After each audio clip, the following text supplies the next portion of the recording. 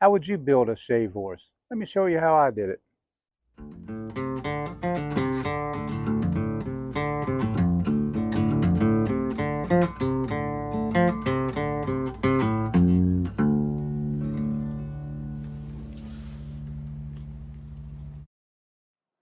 This is JB with Going Wild, working on the homemade shave horse here. Figure I'll show you how this operates. Okay, I've used some scrap wood that I had around the house yesterday, and I wanted a shave horse for a while now. And so I took a scrap piece of 2x8, some fence picket, pieces of 2x4, and a 4x4, and some dowels that I keep around. And okay, this is the shave horse. Instead of legs, I've got it popped up on two 5-gallon buckets. Makes it easier to store. Instead of having to take legs off every time, I just set it on the buckets. You can see right here, I've got it put together with dowel there. And I've got a dowel recessed right here. That way I can take it apart very easily. Got a piece of 2x4 just nailed in right there. This is a piece of fence picket. I've got a wooden fence, so I always try to keep some of these pickets around. And I've got a scrap piece of 2x6 or 8. Let's see, 2x8. Yep, 2x8. So it's only a 7 1/4. Of course, that's the way it goes nowadays. This is a piece of 4x4. The hardest part was shaving this down because I had to shave it down. I had to cut it to fit through the notch I made inside the 4x4 there. You can see right there with a chisel and a drill. That's all you need for that. You could do it with a chisel and a Scotch eye in the field if you need to. And I've just got this recessed. I don't have a drill press, so I couldn't drill it all the way through accurately, so I just recessed it. If it does have a problem with popping out, I could put something over it and screw it down. But the good thing about this, I can always make another notch back here for different angle or different size stock to be shaved if I want to. And I've had to put a notch inside and you want enough notch for this to move freely back and forth. You can see I've got dowel rod through down there, and you just put your feet on more here. And it works best if feet on both sides. I've tried it on one side, but it kind of makes the top go kind of, it could work if you kind of take your foot and turn it with the heel in, if you need to. But I find it works best with feet on both. You can see how it kind of holds the material. I've got a piece of wood here I've been using. The number one thing is to make sure that the bench or the horse doesn't slip off the buckets. I might make legs just because of that, but legs, that mean I have to store it differently. As it is, I can just take it apart and store it in a corner right here, kind of right with my lathe that I made. You can see the table without the lathe on it. And the lathe, I just put it in the vise right there and it works perfectly fine. Here's the lathe right here, kind of sitting there because I'm not done turning a piece right there. And I just wanted and I kind of like not having this attached to the bottom. That way I can move it back and forth a little bit if I need to. But I also have it kind of dialed in right here. You can see. Get that angle there. That way I can take it apart. There we go. And it just kind of slips in. And and that just keeps it steady. I don't know if you have to do anything like that, but I'll attach a video of me using it here, but you can see how the motion is. Just wanted a little first-person view.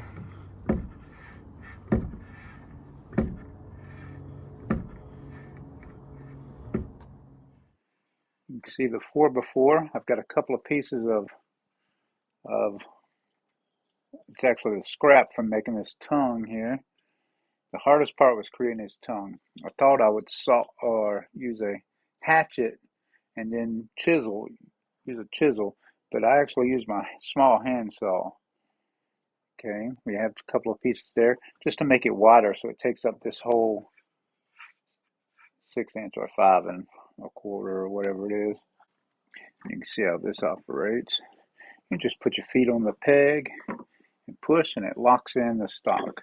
You can see right there how it kind of clamps in right there, and it creates it where it doesn't move. And so it's better to use a draw knife. Got to be careful not to make too much noise with the shaving. And move this leg out of the way. And you can use one leg, but you take your ankle across the back side. There. Made a video where I was actually shaving and the noise was picked up by the mic too much. So I have to be careful of that. And for longer pieces, I've got a longer piece here. For longer pieces, it's kind of just the right height. It kind of comes across my leg here, my hip. So I can shave right there. And you see, it's so much quicker than locking it down in a vise every single time you want to turn it. This is a piece of Paulownia I've been taking the bark off with to turn on the lathe.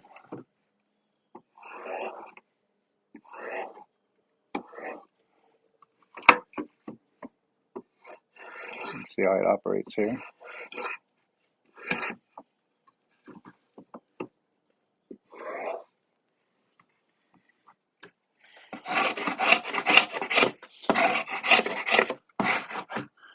You can see it kind of so much easier to turn it when you need to, like this.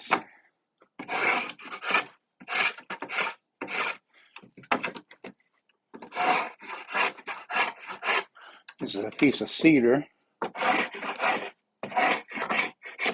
making a bow for a bow drill set with it.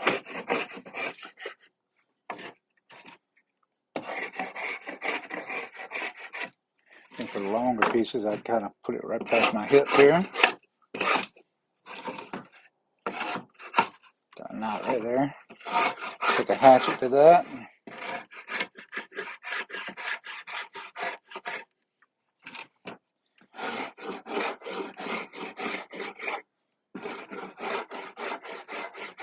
So much quicker than locking in a bench vise every time I need to turn it.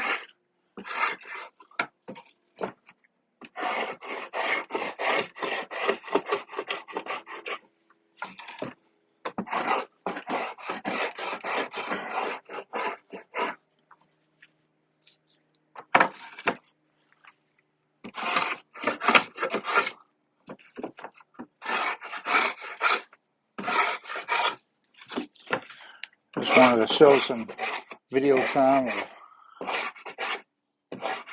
in use. Not hatchet to that.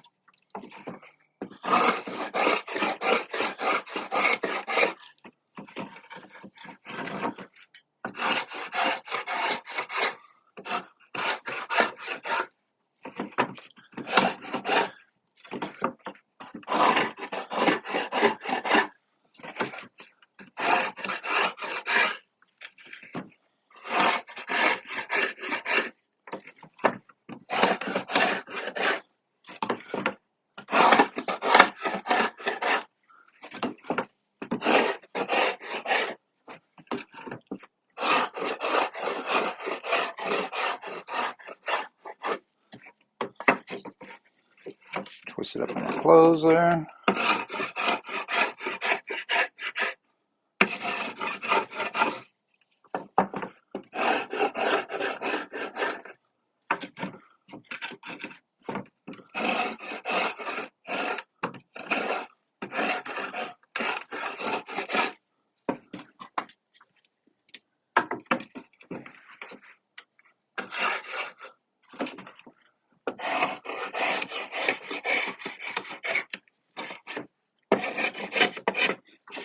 Make it pretty small if I want to.